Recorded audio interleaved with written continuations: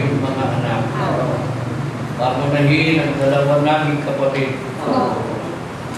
Sa muling paggunita nila sa kaarawan ng kanilang kasal. At sa muling pagtuturo sa kanila ng iyong mga kalooban. Gawin mo silang mananampalataya para ang mga katotohanan ito habang buhay na maging saligan ng kanilang pagsasama. Patawarin mo po kami sa lahat ng aming kasalanan. Panginoong Jesus, ipamagitan po kami sa Ama at maawa ka po, igawad ang basbas sa mga kapatid namin na ngayon ay nagdarapos ng 25 taong anibersaryo ng kasal. Pagpalain mo po kami lahat. Ang lahat ay hinihiling namin sa pangalan mo po, Panginoon namin Jesus. Maupo na po ang lahat. Ang pangako kanilang sinumpaan, 25 taon na nakalilipas, nang sila'y magbuklurin sa pamamagitan ng banal na pagkakasal. Dahil sa kanilang pagsampalataya sa kanilang maingat na pagbukal sa kautosang itinagi sa kanila, saksi ang mga sandaling ito na naging matagumpay ang kanilang pagsasama bilang mag-asawa. Binupad ng Diyos ang kanyang pangako, meron bang pwedeng pag-alaga sa mga bata? Paglinang at mga pagpapala. Ito ang sinasabi sa mga awit ni David. Mapalad ang bawat isa na natatakot sa Panginoon, na lumalakad sa kanyang mga daan, sapagkat yung kakanin ng gawa ng iyong sa mga pinakaloob ng iyong bahay. Ang mga anak mo'y parang mga puno ng ulibo sa palibot ng lindula. Narin, nagalito nawa pagpadali ang tao na natatakot na ang Diyos ang nagpala sa kanilang nagkaloob ng katibasayan. Sa kanilang pagsasama, inilakip nila ngayon sa gagawin nilang pagsusumpaan bilang pagtukal sa aral na itinuturo ng banal na kasunod. Sapagkat siya'y mabuti, sapagkat ang kanyang magandang loob ay pagpakailanman. Kalakip ng pagpapasalamat na ito ay ang kanilang pusang handog na inihahain nila atas ng damdaming katulad ng ipinahayag ng lingkod ng Diyos na si David. Ako'y maghahain sa iyo ng pusang handog.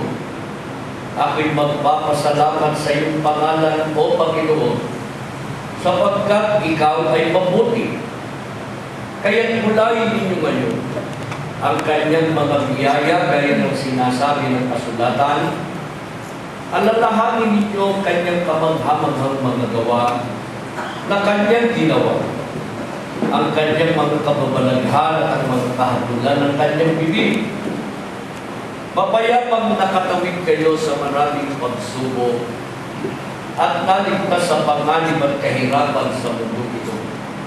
Ganito nga tinirinig ng Diyos ang kanyang mga lingkod kapag dumadalangin sa Kanya, gaya ng pinatutunayan sa mga awit ni David. Nang magkagaling nagsidain sila sa pagtayan at pinatid ang kanilang mga talim. O purihin ang mga tao ang Panginoon dahil sa kanyang kagandahang loob at dahil sa kanyang mga kagilagilanas na mga gawa sa mga anak ng mga tao.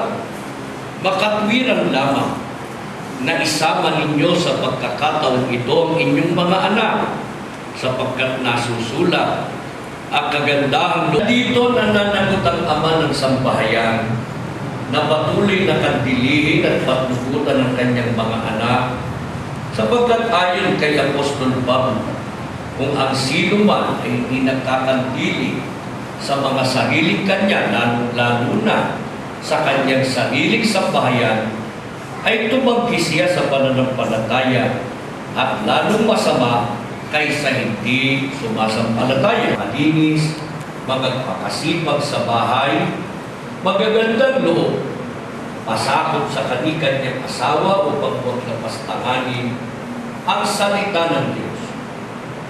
Kaya tinatanong ko kayong dalawang kapatid, nakatalaga po ba kayo na muling sumpaan sa harap ng Diyos na maririnig ng inyong mga piling saksi at ng kapulungan ito mga kautusan ng Diyos upang patuloy na maging tali at buklod ng inyong pagsasama bilang mag-asawa?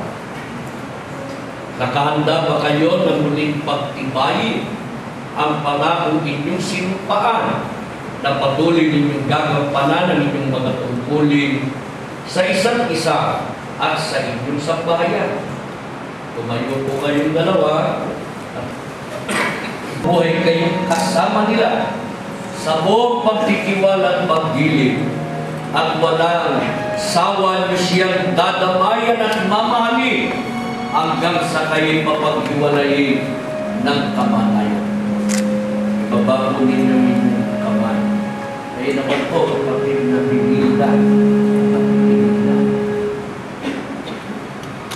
Kapatid na Bigilda, patay-tinding bagyong muling ipinangangako sa harapan ng Diyos na si kapatid na Ernesto ay patuloy ninyong iibigin at igagalang at patuloy na mabubuhay kayong kasama nila sa buong pagtitiwala at paggiliw at walang sawa niyo siyang dadamayan at mamahalin hanggang sa kayo ay mapaghiwalayin ng kamatayan.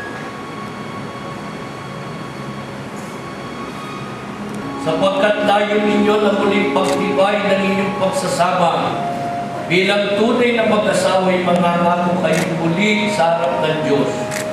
Sabihin po ninyo, kapatid na Ernesto, kay kapatid na Bininda, ang mga pag-uusap na ito. Ako sabihin nyo pa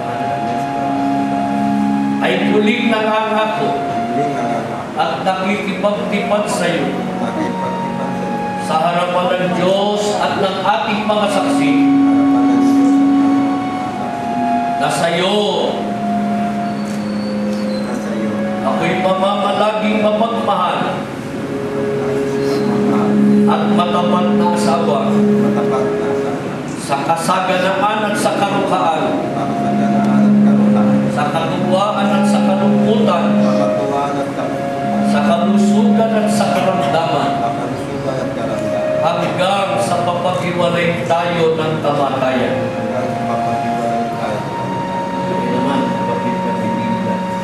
Ako ay muling nangangako at nakikipagtipan sa iyo sa harapan ng Diyos at ng ating mga saksi na sa iyo ako'y mamamalaging mapagmahal at matapat na asawa sa kasaganaan at sa karukaan,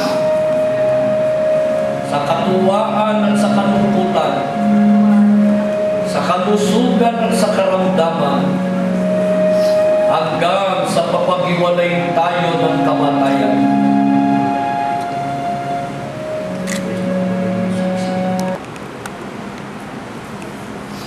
Ang singsing na ito na isang makabulong palatandaan ng pangako ay magiging sagisag nawa ng katagisayan at kawalang katapusan ng inyong pag-ibig. Bago nyo isuot sa kaliwang palasingsingan ng kapatid na Binilda, sabihin po ninyo ito, singsing na ito ay ibinibigay ko sa iyo bilang sagisag at pangako ng ating patuloy at nananatiling pag-ibig.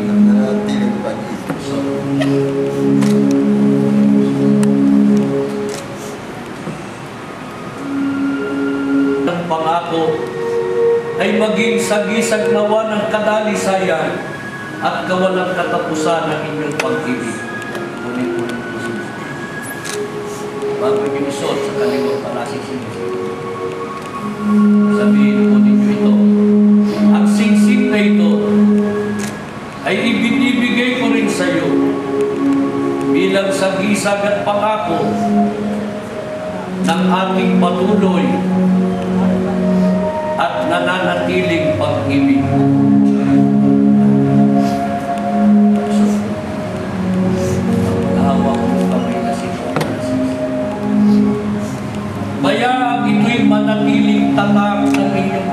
na pagkakasundo, pagsusuyuan at pagmamahala, isang alaala ng ganitong banal na pagkakatipon na sa pamamagitan nito'y patuloy kayong natatalian hanggang sa kayo papaghiwalay ng kamatayan.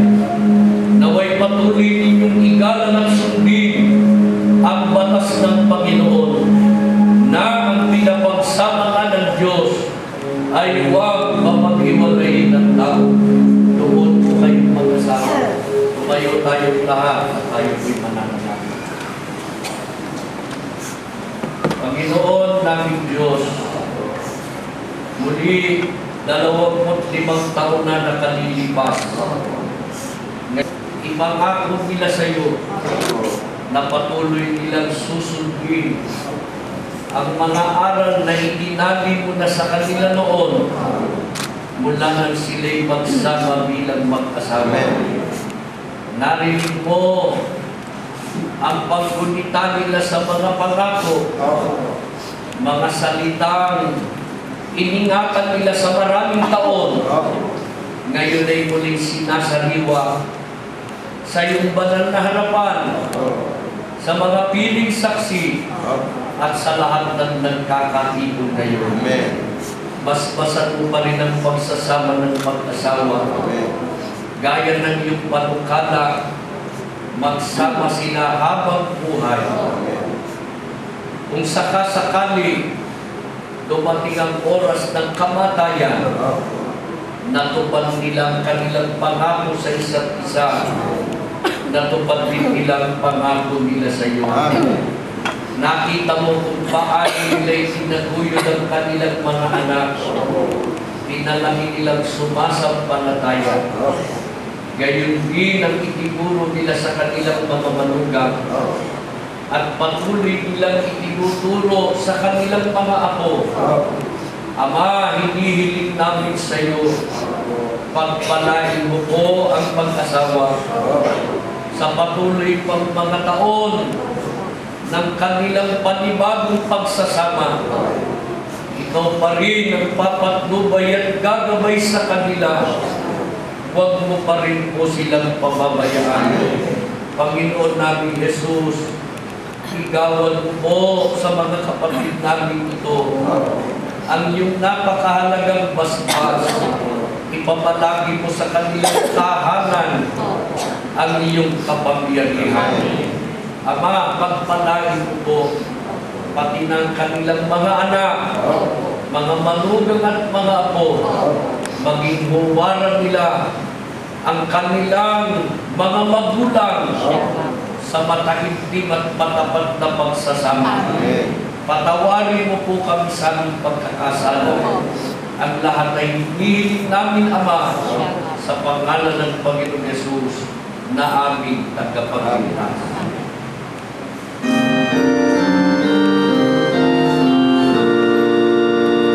Ng ating Panginoong Jesucristo, ang pag-ibig ng Panginoong Diyos at ang pakikilapit ng Espiritu Santo sumainyo nawang dalawa at sumaating lahat ngayon at magpakailanman.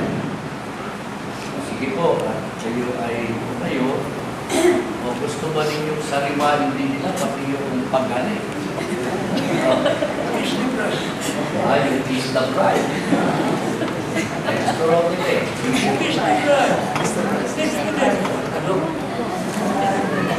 Takunan ba?